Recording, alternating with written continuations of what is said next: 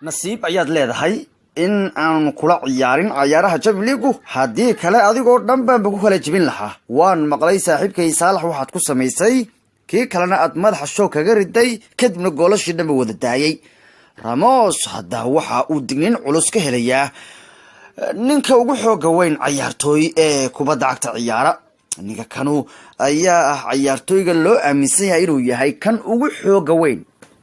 xooga weyn maqaarka ama kamaldaariga ayaa digniin culus u soo diraya ninka kan ee lagu magacaabo Sergio Ramos oo adduunyadu dhanba qabsaday kadib dhaawacii uu gaarsiiyay finalka Champions League Mohamed Salah.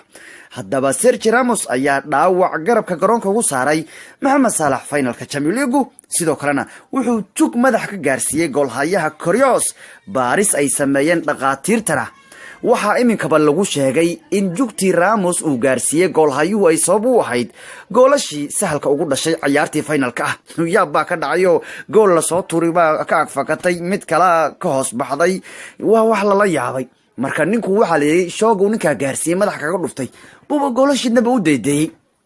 imanku hadda laacibka ugu xooga badan kubadda cagta adduunka ee u ciyaara naadiga Wycombe Wanderers ee ka ciyaarta heerka saddexaad ee Ingiriiska isla markaana taageeraha weyn u ah Liverpool ee Adebayo Akifenwa ayaa muuqaal digniina u soo diray kabtanka Real Madrid ee Sergio Ramos waxaanu hadaladii uu yiri kamid ahaa hawalwalina Liverpool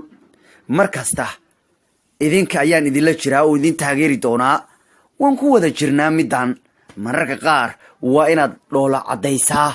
Akifenwa ayaa sidaa ku soo qoray bartiska Twitterka waliba hadalkiisa isagoo wata wuxuu yiri muuqaalku uu soo duubay ayuu dabadeed wuxuu ku yiri isbuuc ayaa laga joogaa tan iyo finalka Champions League fasax ayaana iminka ka soo laabtay anu bariyaa waa maqnaaba arinta lama socon buu leeyahay haddaan soo noqday laakiin Sergio Ramos ma aadan samayn oo kaliya inaad garoonka ka saartay xariifkayga Mohamed Salah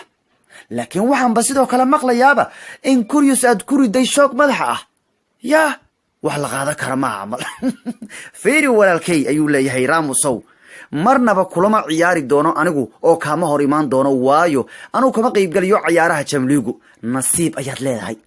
oo hadda nasiib ayaad leedahay anu Champions League maba imaanayo leeyahay laakiin haddii ay dhacdo inaan ka soo qayb galo markaas ayuu wuxuu sameeyay isagoo ficil sameynaya wuxuu kala jibiyay kabtii uu hayay isagoo ula jeedo sidan ayaan aduba dhan ku kala jibin lahaa haddaan kaaga hor imaan lahaa Champions League laakiin anuba ciyaaraya nasiib baad ku leedahay midda ayaa lagu yiri oo ninka kan ee Ramos taageerayaasha Liverpool ayaana aad ugu riyaaqay digniinta uu xoog weynaha u diray Ramos isagoona durba bilaabay inay baraha bulshada soo dhigaan fariimo ay kooxdu ugu codsanayaan inay la soo socdaan Akifenwa warkaas baan u baahanahay la soo socdo war ninku nin shub weeyaan oo nin Maxamed Couture weeyaan waxaan buluketiga la jibinayo waa noo dhaama war hanoola keeno ilay Liverpool markuu ninkan xooga weyn la uu ka waabiyay ninkii Ramos uu yiri yaa waxaan maqlay xariifkayga Salah inaad dhaawacday waliba kii kalena aad soo kuriday nasiib baad leedahay haddii aan ku qabto waan ku kala jibin lahaa baa Ramos moogtahay taageerayaasha Liverpool dhanba waa iska Akifenwoobeen waxay war Akifenwa rabnaayo warana la soo socon ninka kooxda lagu soo daro waa ninka weyn oo yaani aad u xoog weyn oo ba ordi karino marka uu ordayo dig dhulkuba yeerayo sidaad leedahay dhulgariir baa dhinac kale ka soo haya markaas bacagaha wax ka deysad ordaysa marka waxay bal war ninka noo soo qaada waa nin spirido waa wixii la oran jiray you never walk alone tii la sheegay waa kaliya la socon ba Akifenwa la soco wayaan ay leeyihiin reer Raiders marka ninka kan Akifenwa Ramos buu u digayo wuxuu leeyahay Ramos soo nasiib baad leedahay anigu igama hor imaanaysid haddaad iga hor imaan lahayd yaa check buu kala siiyay geedkii uu hayo marka waan ku kala jibinayaa marka ninkan Akifenwa Liverpool aad baan looga xamari xageeda looga marayno hadda koor waxa looga in uu booteeyay ninka Diego Costa oo isagu xoog ku haysay ciyaaraha Premier League oo dagaal buu ahaa Costa ma ogtahay marba waxa jirtay in Costa uu la dagaalay ninka lagu magacaabo Steven Gerrard odaygii weynaar kooxda uu la dagaal Liverpool markaas Akifenwa fariin soo diray waxa la yiri warya iska jir Costa ninka ku ordayso waa ninka aan jeclahay Steven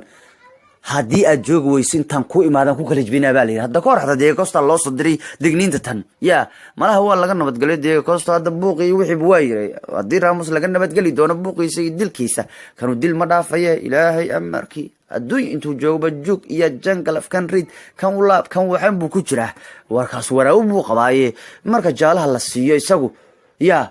waba xanaaqayaaba wuxuu ka jecel yahay malaha roosadu marka roosaha la siinayo iska qoslayaba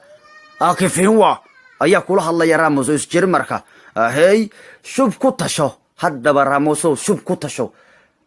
hadhow waadan badhahayne waar ninku waa isoo gaaday ninka nin xoog buu igu noqday aad badhihi kari doonine haddaba shub ku tasho ninka kula hadlaya waa kafeen waa hayey Ramos baa la leeyahayo reer Liverpool ninkan aad bay u soo dhaweynayaan spiritka uu leeyahay iyo taageeranimada uu Liverpool u hayo marka kafeen waa u degaya Ramos nasiib buu leeyahay